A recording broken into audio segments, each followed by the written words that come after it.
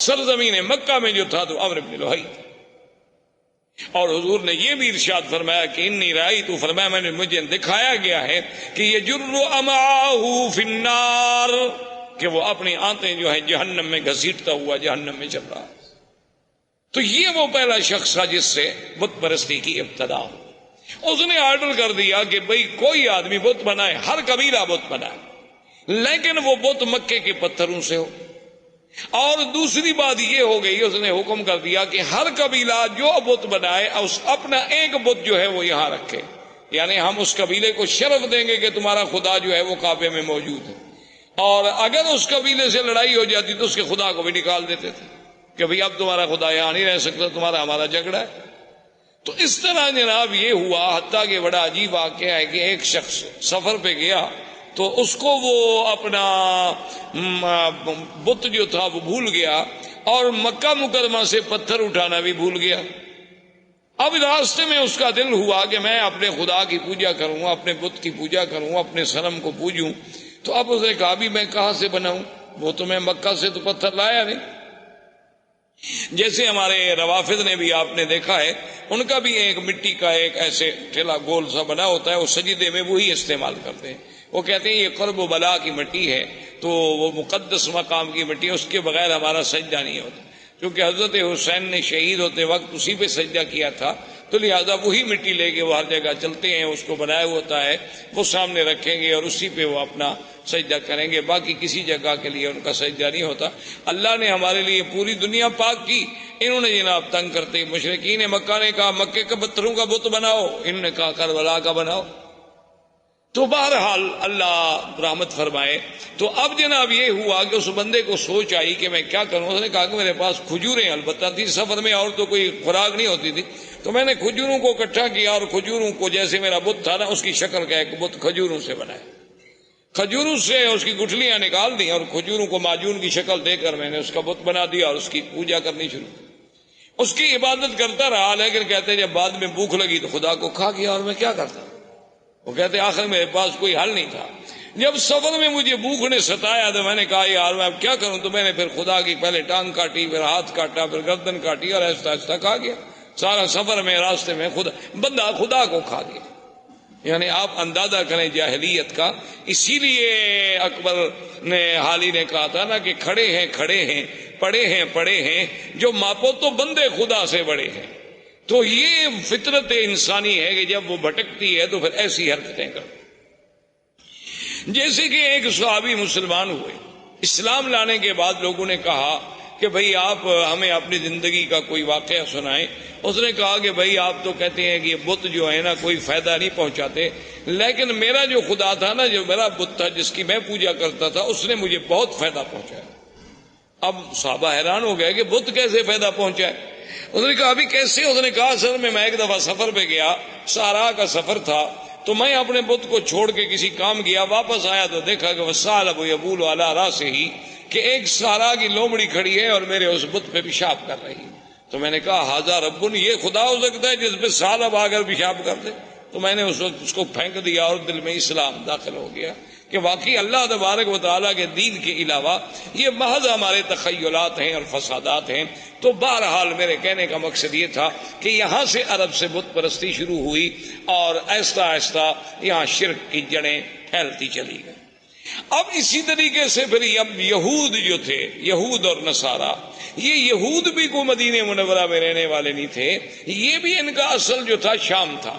یہ وہاں سے آئے اور آ کر مدینہ منورہ میں آباد ہوئے. اس وقت مدینہ منورہ کو یثرب کہا جاتا تھا، اس کا نام مدینہ منورہ نہیں تھا. یہ وہاں آ کر آباد ہوئے. ان میں کئی قبائل تھے، بنی قینقاع تھے، بنو نذیر تھے، بنی قریظہ تھے، اور اسی طرح یمن سے کچھ لوگ نکلے. جب ربیعۃ بن نصر یمن کا آدمی تھا، اس نے خواب دیکھا کہ اپنے خواب میں کہ بعض احباش کہتے ہیں بہت گھٹیا قوم کے لوگ، وہ یمن پہ بادشاہ بن جائیں گے.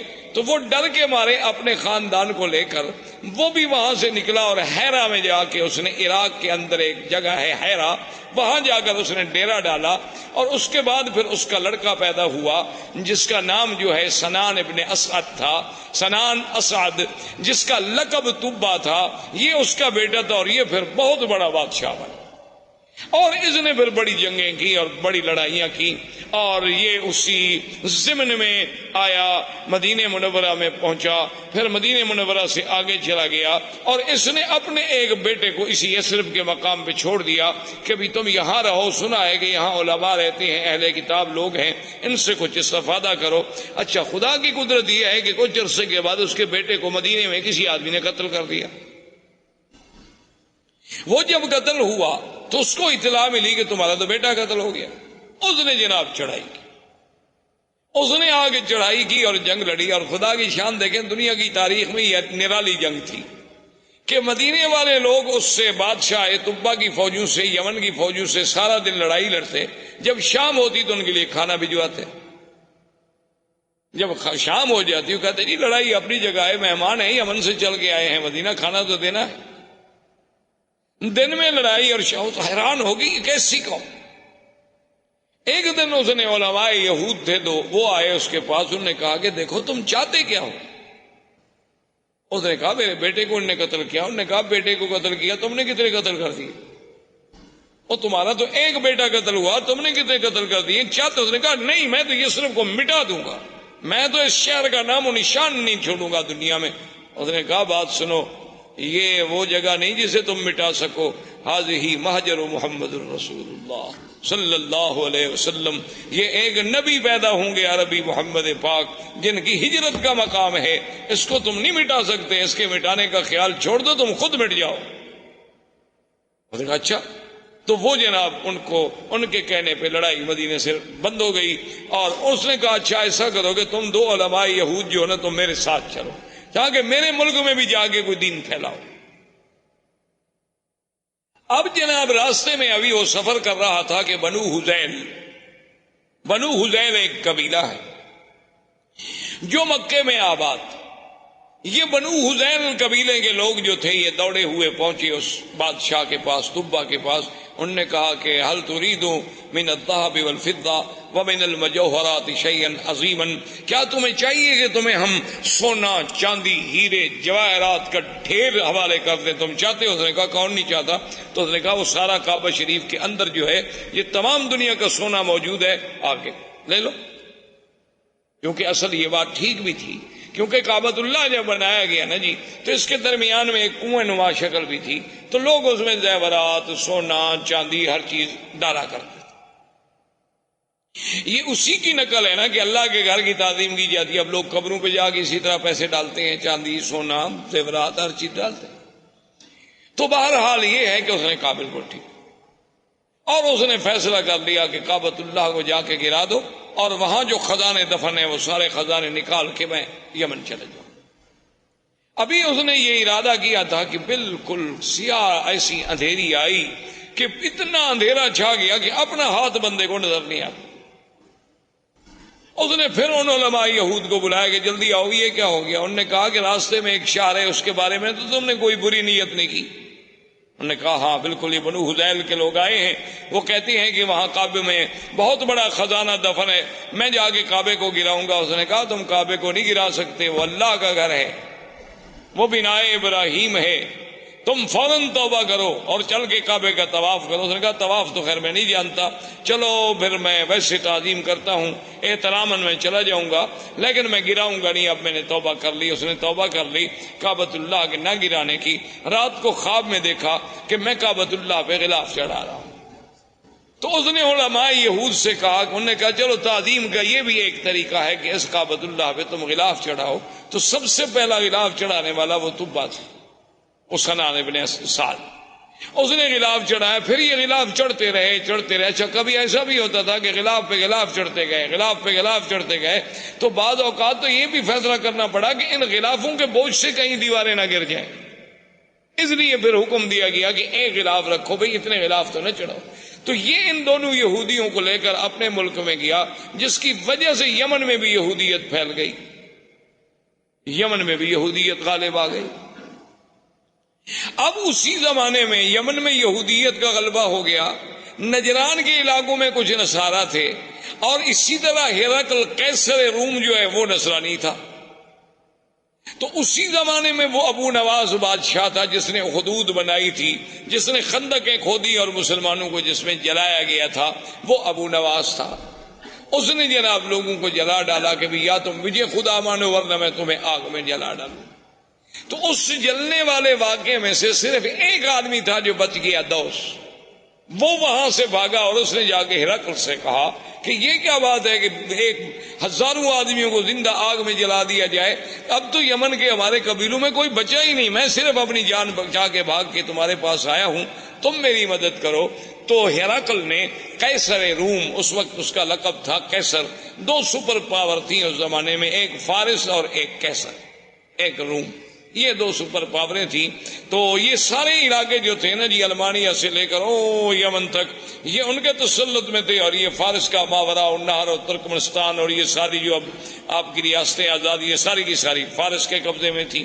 تو یہ دونوں طاقتیں تھیں۔ تو قیصر روم نے حکم دیا حبشہ کے بادشاہ نجاشی کو کہ 70,000 کی فوج لے کر فوراً تم اس پہ حملہ کرو جس نے اتنے لوگوں کو آگ میں ڈالا اور جلا ڈالا ہے۔ تو نجاشی آیا۔ نجاشی کے بعد اس کے گورنروں میں دو آدمی تھے، ایک کا نام فریاد تھا اور ایک کا نام ابرہہ۔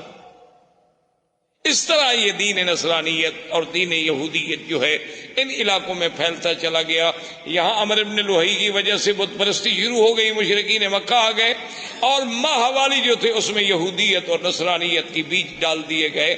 اسلام جو تھا اصل اور ملت ابراہیم کا جو اصل تصور تھا وہ ختم ہو۔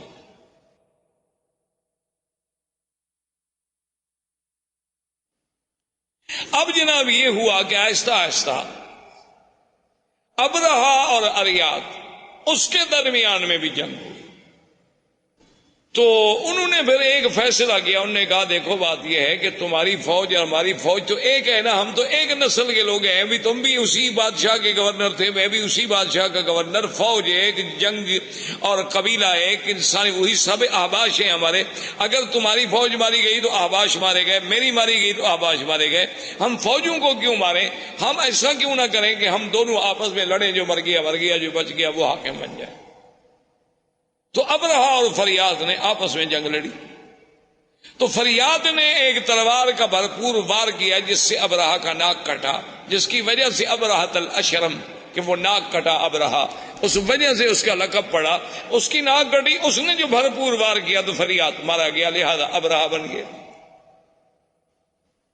اب ابرہہ جب بن گیا تو اس نے، اب بادشاہ قیصر کو پتہ چلا کہ ان لوگوں نے کیا کیا، میں نے ان کو کہا کہ دشمنوں پہ حملہ کرو، یہ آپس میں لڑ رہے ہیں، اور اس نے میرے اپنے گورنر اریاد کو قتل کر دیا، بڑا بدبخت ہے ابرہہ۔ اس نے قسم کھا لی، اس نے کہا کہ واللہ مجھے خدا کی قسم ہے میں اتنا بڑا لشکر لے کے جاؤں گا کہ اسی یمن کی مٹی میں اس کو مٹی کر دوں گا اور اس کے بالوں میں مٹی ڈالوں گا اور اس کو میں یمن کے اندر ہی جا کے سزا دوں گا۔ تو فوری طور پر جب ابرہہ کو پتہ چلا کہ قیصر روم حملہ کرنے والا ہے تو آدمی بڑا چالاک تھا، اس نے فوراً سر پہ استرا پھروا دیا اور یمن کی مٹی جو تھی وہ بھی ایک برتن میں بھر کے قاصد بھیجے بادشاہ روم کے پاس کہ جناب میں تو آپ کا غلام ہوں، آپ چونکہ قسم کھا بیٹھے ہیں نا تو لہٰذا میرے بال بھی حاضر ہیں، یمن کی مٹی بھی حاضر ہے، اس میں میرے بال ڈال دو، قسم تمہاری پوری ہو گئی، خدا کے لیے مجھ پہ حملہ کیوں کرتے ہو؟ بادشاہ بھی خوش ہو گئے، انہوں نے کہا ٹھیک ہے، جب ایک آدمی اتنا نیاز مندی پہ آ جائے، جب اتنا اس نے کر دیا کہ اپنے بال کٹوا دیے، بال کٹانے کا معنی تو یہ ہوتا نا کہ گردن پیش کرنی، ورنہ اللہ میاں کو احرام میں یا حج میں یا عمرے میں بالوں کی کیا ضرورت ہے؟ مقصد تو یہ ہے کہ ہم نے سر اللہ کے حکم پہ جھکا دی کہ اپنی محبوب ترین چیز جو ہے بندے نے پیش کر دی، قربان کر دی۔ اب جناب جب یہ ہو گیا تو اب ابرہہ نے اسے خوش کرنے کے لیے انہوں نے کہا کہ جناب گزارش یہ ہے کہ سرزمین عرب میں ایک کعبہ ہے تو ہم یہاں اپنا کعبہ کیوں نہ بنائیں؟ تو وہاں اس نے ایک کعبہ بنایا جس کا نام کلیس، اور اس کعبے کو اتنا جناب اس نے بنایا تعمیری طور پہ، اور اس کے بعد اس نے قیصر روم سے کہا کہ پوری دنیا میں اعلان کریں کہ اس کعبے کا حج کریں۔ اعلان ہو گیا۔ ایک قبیلہ تھا نسیع، عرب کا ایک قبیلہ تھا نسیع۔ نسیع کا معنی ہوتا ہے کسی چیز کو پیچھے کرنا۔ اچھا یہ قبیلہ جو تھا نا یہ حرم کے بڑے مجاور تھے اور حرم کے بڑے خادم تھے، اور یہ مکہ اور طائف کے قریب درمیان میں یہاں ان کا قبیلہ آباد تھا۔ اصل میں ان کو نسیع کیوں کہا جاتا تھا کہ 4 مہینے ہیں نا جن میں جنگ اللہ نے حرام کر دی تھی، اربعۃ حرم، اچھا وہ 4 مہینے کون سے تھے؟ رجب، اچھا اس کے بعد پھر ذی القعدہ، ذی الحجہ اور محرم. اچھا یہ 3 مہینے اکٹھے ہیں، ذی القعدہ، ذی الحجہ، محرم، رجب اکیلا ہے. اب جناب جب یہ اتنی مدت ہو جائے عربوں کو لڑائی نہ ہو، تو عرب تو بغیر لڑائی کے رہ نہیں سکتے تھے نا. یہ تو قومیں ایسی تھی کہ بس ہر وقت لڑنا ہے. ان کی لڑائیاں اس بات پہ بھی ہوئی ہیں کہ ایک قبیلے نے کہا کہ تمہارے درختوں سے ایک چڑیا اڑی اور میرے درختوں پہ آ کے بیٹھ گئی، یہ زیادتی کیوں ہوئی؟ اس میں لڑائی شروع ہو گئی اور سینکڑوں آدمی قتل ہو گئے کہ وہاں سے چڑیا اڑ کے میرے باغ میں کیوں؟ لڑائی ہو گئی. اب جناب یہ جب ان کا اب جب 3 مہینے صبر کیسے کریں، تو یہ اس قبیلے والوں کو کہتے کہ بھئی ہم نے فلاں قبیلے سے لڑنا ہے. تو کہتے کوئی بات نہیں، ہم محرم کو پیچھے کر دیتے. ہم محرم جو ہے نا پیچھے کر، ذی الحج کے بعد جب مہینہ آتا وہ کہتے جی یہ سفر ہے، اس کے بعد محرم آئے گا، تو اس کو یعنی 1 مہینے کو پیچھے کر دیتے. تو اس لیے ان کو نسی کہا گیا کہ یحلونہ عاما ویحرمونہ عاما. اللہ نے قرآن میں بھی فرمایا 1 سال تو اس کو محرم رہنے دیتے، 1 سال اس کو سفر بنا دیتے، پھر جنگ حلال ہو جاتی. تو یہ نسی قبیلہ جو تھا، ان کو جب پتہ چلا کہ بھئی حبشے میں ابرہا نے ایک کعبہ بنایا ہے خدا کے کعبے کے مقابلے پر، انہوں نے کہا بھی اگر آہستہ آہستہ اس کی رونق بڑھ گئی اور چرچا بڑھ گیا تو ہمارا تو مسئلہ ختم ہو جائے گا. یہ یہاں سے کچھ آدمی نکلے اور چوری چوری داخل ہوئے عبادت کے بہانے سے، رات کو وہاں گندگی کٹھی کی اور ان کی دیواروں کو گندگی لگا کے یہ غائب ہو گئے. صبح جب ابرہا کو اطلاع ملی کہ تمہارے کعبے کو تمہیں بے حرمتی کی، اس نے کہا یہ کس نے کی ہوگی؟ اس نے کہا صاف بات ہے، صاف بات ہے، عرب قبائل کے علاوہ اور کون کر سکتا ہے، اور کسی کو ہمارے کعبے سے کیا دکھ ہے؟ تو تحقیق پر پتہ چلا کہ بھی ہاں یہ تو نسی والوں کا کام ہے، جو مکے کے کعبے کے مجاور ہے نا قبیلہ بنو نسی، یہ انہی کا کام ہے. انہوں نے کیا تو اس نے کہا کہ ٹھیک ہے، حکم دیا فوجوں کو کہ تیاری کرو، میں جا کے اس کعبے کو منہدم کرتا ہوں. جب تک وہ کعبہ رہے گا نا تو میرے کعبے کا جو ہے لوگ عزت نہیں کریں گے اور نہ یہاں کوئی حج کرے گا. اس کعبے کو توڑ دیتے ہیں، کچھ عرصے کے بعد لوگ بھول جائیں گے کہ کہاں کعبہ تھا، کہاں کیا تھا، کیا حج تھا، کیا احکام تھے. تو یہ وہاں سے لشکر لے کے چلا، اور اسی کے لشکر میں ہاتھیوں کا لشکر تھا، اور ان میں جو سب سے بڑا ہاتھی تھا اس کا نام محمود تھا. اس ہاتھی کا نام جو ہے محمود تھا، لوگ نام رکھتے تھے. اور اس کا سائز جو تھا چلانے والا، اس کا نام انیس تھا. یہ جناب لشکر چلا، یہ جب آیا راستے میں تو لوگوں کو پتہ چلا کہ یہ عجیب بات ہے، کعبۃ اللہ کو گرانے کے لیے آ رہا ہے. تو راستے کے عرب قبائل جو تھے انہوں نے جا کے اس سے لڑائی لڑی، لیکن وہ بیچارے شکست کھا گئے، اور ذو نفر ان قبیلوں کا سردار تھا، وہ قید ہو گیا. وہاں سے چلتے چلتے یہ طائف آیا. طائف میں اس وقت بنو ثقیف تھے، قبیلہ بنو ثقیف آباد تھا. تو بنو ثقیف کو پتہ چلا کہ ذو نفر جو ہے وہ بھی شکست کھا گیا، بنو خصم والے وہ شکست کھا گئے، تو ہم بنو ثقیف اب اس کا کیسے مقابلہ کر سکتے ہیں اتنے بڑے لشکر کا. تو انہوں نے ابرہا کو پیغام بھیجا کہ دیکھو تم جا رہے ہو کعبۃ اللہ کو توڑنے کے لیے، ہم تمہارا راستہ نہیں روکتے، تم جانو مکہ جانے، کعبہ جانے، لیکن شرط یہ ہے کہ لا تؤذوننا، تم ہمیں ایذا نہیں پہنچاؤ. اس نے کہا بالکل ٹھیک، لیکن اس نے کہا کہ اپنی شرافت اور صداقت کی کوئی نشانی، کوئی دلیل تو دو نا کہ تم پکے ہو. ایسا تو نہیں کہ میں ادھر جاؤں اور تم پیچھے سے حملہ کر دو، کیونکہ بنو ثقیف بھی بڑی مشہور لڑاکی قوم تھی اور خاص طور پہ تیر انداز. تو انہوں نے ایک آدمی تھا جس کا نام تھا ابو رغال. ابو رغال جو تھا نا جی، وہ انہوں نے کہا کہ یہ آدمی ہم تمہیں دے رہے ہیں، یہ ایسا آدمی ہے کہ ایک تو طائف سے لے کر مکے تک تمہیں راستے بتائے گا. اس وقت سڑکیں تھوڑی بنی ہوئی تھی، اور راستہ نہ جانو تو 2 دن کا راستہ 10 دن لگ جاتے تھے. تو یہ تمہیں دلالت کرے گا کہ کعبۃ اللہ کا راستہ کہاں ہے، اور تمہیں مکے تک پہنچا دے گا. اور اس ابو رغال نے اپنے قبیلوں سے، اپنے دین والوں سے غداری کی اور ان سے وفا کی کہ ان کو مکے کا راستہ بتلایا، اور وہ چلتے چلتے مکے کے قریب پہنچا، اور اسی راستے میں ابو رغال جو ہے وہ مر گیا. اور دنیا میں تاریخ میں یہ بات موجود ہے آج بھی کہ اس کی قبر جو تھی نا جی، آج تک دنیا میں ابی رغال کی قبر مشہور تھی کہ بعد میں عرب والے جاتے تھے اس کی قبر پہ جا کے پتھر مارتے تھے، جیسے جمرۃ العقبہ کو مارتے ہیں نا، کہ یہ وہ بدبخت ہے کہ جس نے اپنے دین کو بھی چھوڑا، اپنے قبیلوں کو بھی چھوڑا، اور ابرہا کو لے آیا کعبہ گرانے کے لیے. تو ابو رغال وہاں مر گیا۔ ابرہہ کا لشکر جب کعبۃ اللہ کے قریب پہنچے اس نے ڈیرا ڈال دیا اور حکم دے دیا کہ جو لوگ ملے، مال ملے، مویشی ملے، سب پکڑ لو، چونکہ روپ ڈالنا تھا مکے والوں پر۔ تو ان مال مویشیوں میں 200 اونٹ جو ہے وہ عبد المطلب کے بھی پکڑے گئے۔ عبد المطلب جو ہیں یہ حضور صلی اللہ علیہ وسلم کے دادا ہیں، اور عبد المطلب جو تھے کان جسیمن وسیمن، یعنی بڑے خوبصورت، بڑے جمال والے، کیوں نہ ہوں آخر دادا ہے محمد الرسول اللہ صلی اللہ علیہ وسلم۔ انہیں پتہ چلا کہ جناب آپ کے 200 اونٹ پکڑ لیے ابرہہ نے، تو وہاں پہنچے اور انہیں پتہ چلا کہ ذو نفر جو ہے ہمارے قبیلہ عرب کا قید میں ہے، تو ذو نفر کو ملے کہ بھئی تمہارا کوئی تعلق ہے؟ اس نے کہا میرا تعلق ہوتا تو میں قید ہوتا، البتہ میں یہ کر سکتا ہوں کہ جو ہاتھی چلانے والا انیس ہے، سائس، اس زمانے میں ہاتھی کا جو سائس ہوتا تھا نا اس کو بڑا تقرب ہوتا تھا، جو وہ بادشاہ کے قریب بیٹھتا تھا، بادشاہ کا ہودج جو ہے سب سے بڑے ہاتھی پہ ہوتا تھا، تو میں انیس کو کہہ دیتا ہوں، کیونکہ راستے میں چاہے میں قید میں رہا لیکن ہماری کچھ دوستی ہو گئی آپس میں، تو اس نے انیس کو سفارش کی۔ انیس نے ابرہہ سے کہا کہ عبد المطلب سردار جو ہے مکے کا ملنے آیا ہے، تو اس نے کہا ٹھیک ہے۔ جب عبد المطلب داخل ہوئے تو کہتے ہیں ابرہہ پہ اتنا روب پڑا، اتنا ان کا دبدبا اور جلال تھا کہ اس نے کہا کہ تخت پہ برابر بٹھاؤں تو پھر تو بات شاید نہ بنے، خود تخت سے نیچے اتر آیا اور استقبال کیا اور خود بھی نیچے بیٹھ گیا اور عبد المطلب کو بھی اپنے برابر بٹھایا۔ اتنا روب آ گیا اس کے دل پر کہ یہ کون ایسا خوبصورت جمال والا آدمی، اور پھر عبد المطلب جیسا فصیح آدمی، بولنے والا آدمی، اس نے کہا جی آپ حکم دیں، آپ کیسے آئے؟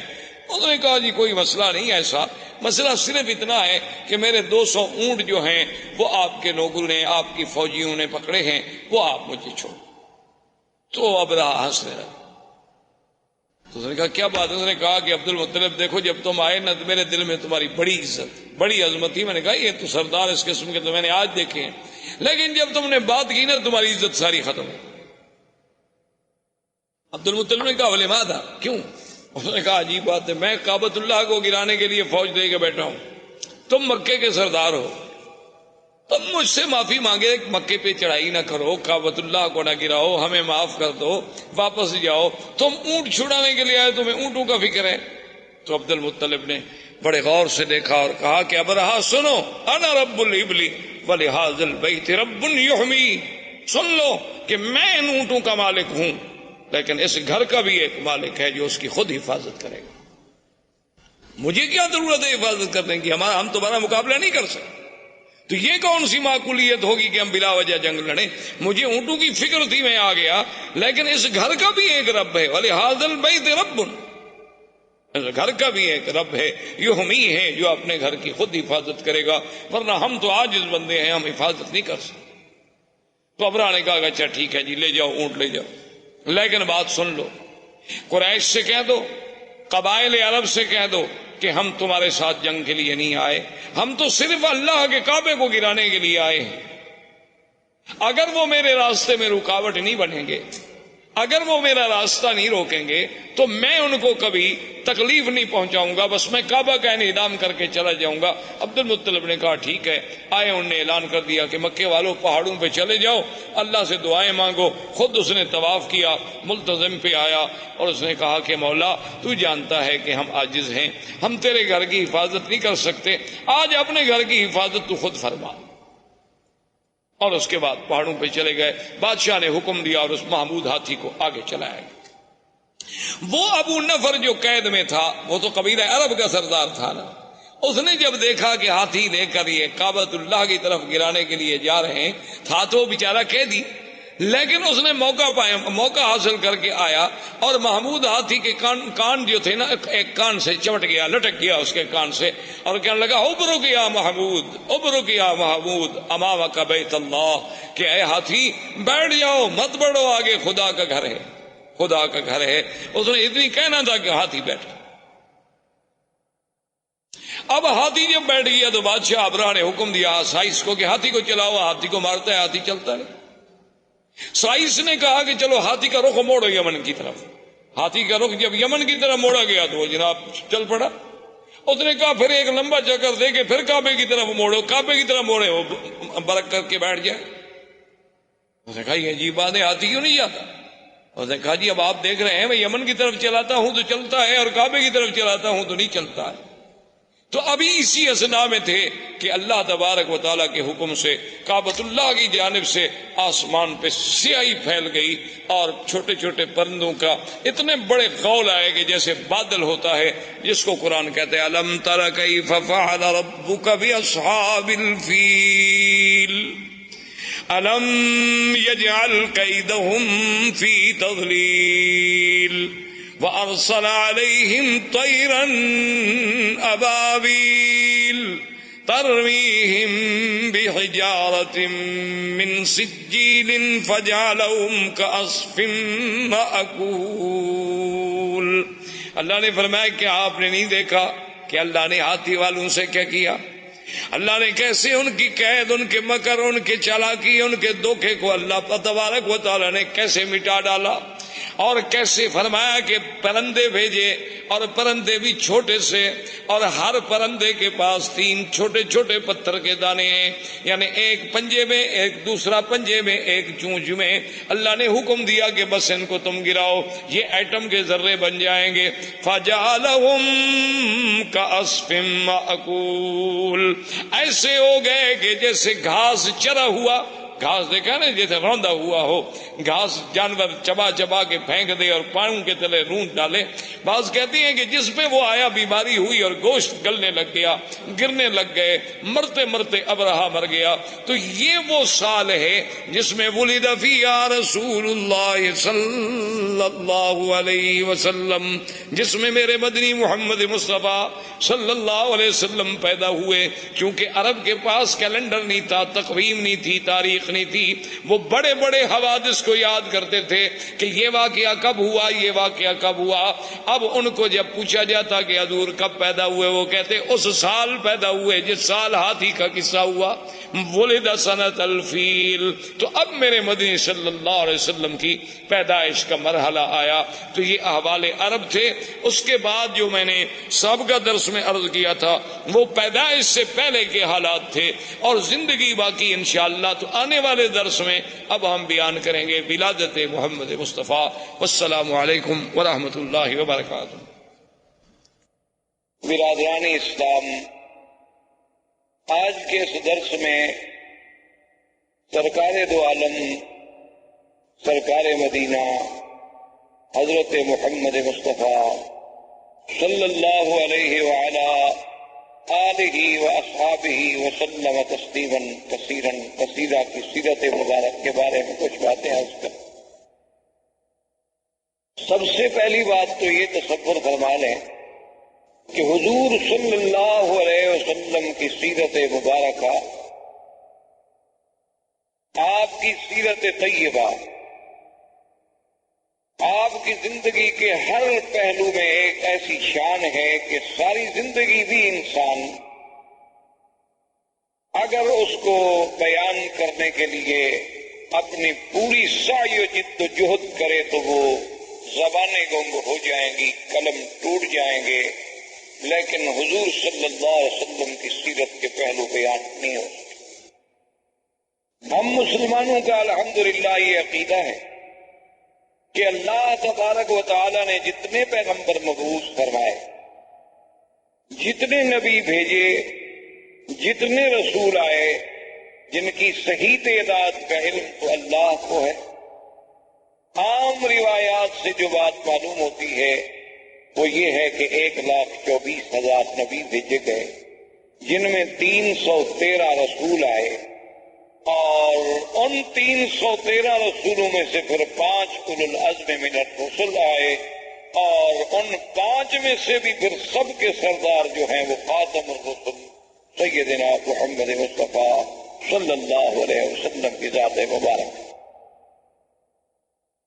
تو اس لیے حضور صلی اللہ علیہ وسلم کی زندگی کا ہر پہلو، یعنی آپ کی ولادت سے قبل، آپ کی ولادت مبارکہ کے احوال، آپ کی ولادت سے پہلے کے علامات، آپ کی ولادت سے قبل کے مبشرات، آپ کی ولادت باسعادت کے وقت کے حالات، آپ کا رضا، آپ کا بچپن، پھر آپ کی جوانی، پھر آپ کے ازواج مطہرات سے نکاح، پھر حضور صلی اللہ علیہ وسلم کی بعثت، نزول قرآن، پھر سرکار دو عالم صلی اللہ علیہ وسلم کی مکی زندگی، پھر حضور صلی اللہ علیہ وسلم کی ہجرت، حضور صلی اللہ علیہ وسلم کا معراج، حضور صلی اللہ علیہ وسلم کا اسراء، حضور صلی اللہ علیہ وسلم کے غزوات، اسی طرح حضور صلی اللہ علیہ وسلم کا جمال، حضور صلی اللہ علیہ وسلم کا کمال، حضور صلی اللہ علیہ وسلم کی نوال، حضور صلی اللہ علیہ وسلم کے معجزات، پھر معجزات کے اقسام کے معجزات سماوی، معجزات ارضی، پھر حضور صلی اللہ علیہ وسلم کے معجزات جن کا تعلق جسد رسول سے ہے، جسم رسول سے ہے، اسم رسول سے ہے، حضور صلی اللہ علیہ وسلم کے دین کی آفاقیت، آپ کی کتاب کی عالمگیریت، آپ کا پورے انس و جن کے لیے سراپا رحمت، آپ کا دور بشارت، آپ کا دور نظارت، آپ کا دور اسفار، آپ کا دور فتح مکہ، آپ کا دور اپنوں کے ساتھ، آپ کا دور بیگانوں کے ساتھ، آپ کی خارجی زندگی، آپ کی داخلی زندگی، آپ کے معاملات، آپ کا برتاؤ غلاموں کے ساتھ، کون سا پہلو ہے جس پہ آدمی، کوئی مورخ، کوئی صاحب قلم، کوئی استاذ، کوئی مدرس، میرا تو ایمان ہے کہ اگر ساری دنیا کے پڑھے لکھے لوگ بھی سیرت پاک پہ لکھنا شروع کر دیں تو ہماری اپنے عقول، ہمارے اپنی جد و جہد، ہماری سعی، ہماری ہمتیں، ہماری زبانیں گنگ ہو جائیں گی، لیکن سیرت پاک کے پہلو ہم کسی طرح سر انجام پورے نہیں کر سکے صلی اللہ علیہ وسلم۔ اب اس بات پہ آپ غور کریں، تاریخ عالم پہ نظر ڈالیں، کتب سیر پہ نظر ڈالیں، جس انداز میں میرے آقا سرکار دو عالم حبیب کبریا حضرت محمد مصطفیٰ صلی اللہ علیہ وسلم کا ورود مسعود ہے، اور کسی اللہ کے نبی پیغمبر کے بارے میں یہ بات نہیں ملتی۔ یعنی اسی سے آپ اندازہ لگائیں کہ 1,24,000 پیغمبر حضور صلی اللہ علیہ وسلم کے آنے کا اعلان کرتے جائیں۔ اللہ نے قرآن میں تو صرف عیسیٰ علیہ السلام کا ذکر فرما دیا نا، چونکہ آپ سے زمانہ قریب تھا، کہ عیسیٰ علیہ السلام کے بارے میں ذکر آیا کہ وَمُبَشِّرًا بِرَسُولٍ يَأْتِي مِن بَعْدِ اسْمُهُ احمد۔ لیکن اصل بات یہ ہے کہ ہر کتاب، تورات میں، انجیل میں، زبور میں، ہر کتاب میں نعت محمد مصطفیٰ صلی اللہ علیہ وسلم۔ تو یہ اتنا بڑا اہتمام، حالانکہ اللہ تو جانتے تھے نا کہ حضور صلی اللہ علیہ وسلم کس زمانے میں پیدا ہوں گے، اللہ کو تو علم تھا، اور یہ بات بھی موجود تھی کہ حضور صلی اللہ علیہ وسلم خاتم الانبیاء والمرسلین، اس کا مطلب یہ ہے کہ سب سے آخر میں آئیں گے۔ یہ بات ایک فیصلہ شدہ بات ہے، اور اللہ کا تو علم کامل ہے، اللہ تو عالم ما کان وما یکون ہے۔ لیکن یہ قاعدہ ہے کہ جتنی شان ہوگی، جتنی عظمت ہوگی، اتنا ہی اس کا اہتمام ہوگا کہ ہر پیغمبر آئیں اور حضور کے آنے کے بارے میں خوشخبری دیں اور امت کو بتلائیں۔ اسی طرح دوسری بات پہ آپ نظر ڈالیں، یہ تو بات موجود ہے کہ جب بھی کوئی آدمی ایمان لائے گا تو سارے انبیاء پر ایمان لائے گا، کہ تمام اللہ کے نبی برحق، تمام اللہ کے رسول برحق۔ لیکن یہ ہمیں کسی جگہ نہیں ملتا کہ اللہ تبارک و تعالی نے باقاعدہ پورے انبیاء جتنے اللہ نے پیدا فرمانے تھے سب سے یہ وعدہ لیا ہو، یہ عہد لیا ہو، یہ میثاق لیا ہو کہ اگر میرے مدنی پاک کا زمانہ آئے گا تو تم ایمان لاؤ گے، تم حضور کی نصرت کرو گے۔ یہ کسی اور پیغمبر کے بارے میں ہمیں پورے قرآن و سنت میں بات نہیں ملتی۔ یہ شان ملی تو صرف سیدنا محمد الرسول اللہ، کہ ابھی حضور آئے نہیں، ابھی حضور پیدا نہیں ہوئے، یعنی جیسے اللہ نے عالم ارواح میں اپنی ربوبیت کے لیے لوگوں سے اقرار کرایا کہ الست بربکم قالوا بلا، کیا میں تمہارا رب نہیں ہوں؟ سب نے کہا کہ نہیں، آپ ہمارے رب ہیں۔ تو جب اقرار الست ہے، اسی طرح اللہ نے فرمایا اذ اخذ اللہ میثاق النبیین لما آتیتکم من کتاب و حکمت ثم جاءکم رسول مصدق لما معکم لتؤمنن به ولتنصرنہ۔ یعنی یہ شان اور کسی پیغمبر کے بارے میں نہیں ملتی کہ اللہ تمام انبیاء سے عہد لے، تمام انبیاء سے میثاق لیا جائے کہ میرا ایک نبی آئے، میرا ایک شان والا پیغمبر آئے۔ اور اسی طرح آپ پورے تاریخ عالم پہ، تاریخ انسانیت پہ، تاریخ اسلام پہ نظر دوڑائیں، ایسا واقعہ بھی آپ کو تاریخ میں کبھی نہیں ملتا کہ اللہ کا نبی پیدا نہ ہوا ہو اور اس پہ ایمان لانے والے پہلے موجود ہوں، ایسا واقعہ کبھی نہیں ملتا۔ یعنی یہ بات تو ملتی ہے کہ بھی انبیاء آئے، تشریف لائے، کچھ لوگ ایمان لے آئے، کچھ لوگوں نے ایمان قبول نہ کیا، کچھ لوگوں نے تصدیق کی، کچھ لوگوں نے تکذیب کی، لیکن ابھی حضور صلی اللہ علیہ وسلم کی بعثت نہیں ہوئی، پیدائش نہیں ہوئی، نبوت ملنا تو بعد کی بات ہے۔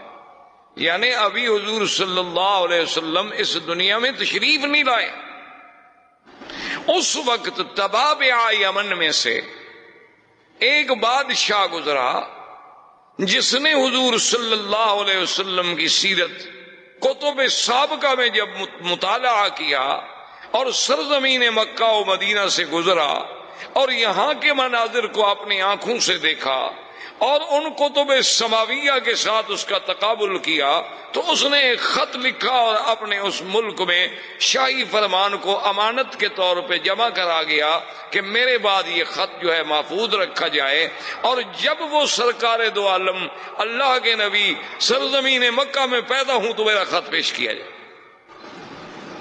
یعنی ابھی حضور صلی اللہ علیہ وسلم پیدائش بھی نہیں ہوں اور اس نے اس میں خط لکھا کہ میں تبع یمن ہوں اور میں اس بات کے لیے یہ خط لکھ رہا ہوں کہ اگر اللہ نے میری زندگی میں آپ کو پیدا اور میں آپ کا وزیر بنوں گا، میں آپ کا معاون اور سپاہی بنوں گا، حالانکہ وہ بادشاہ ہے، یمن کا بادشاہ ہے۔ تبابع جو ہے، یہ تبا جو تھے، یہ یمن کے بادشاہوں کا لقب تھا، جیسے قیصر روم کے بادشاہوں کا لقب تھا، کسرا فارس کے بادشاہوں کا لقب تھا، اسی طرح فراعنہ مصر کے بادشاہوں کا لقب تھا، تو نجاشی حبشہ کے بادشاہوں کا لقب تھا، تو تبابع جو ہے وہ یمن کے بادشاہوں کا لقب تھا۔ وہ تبع الاکبر، تبع الاول، تبع الثانی، اس طرح پکارے جاتے تھے۔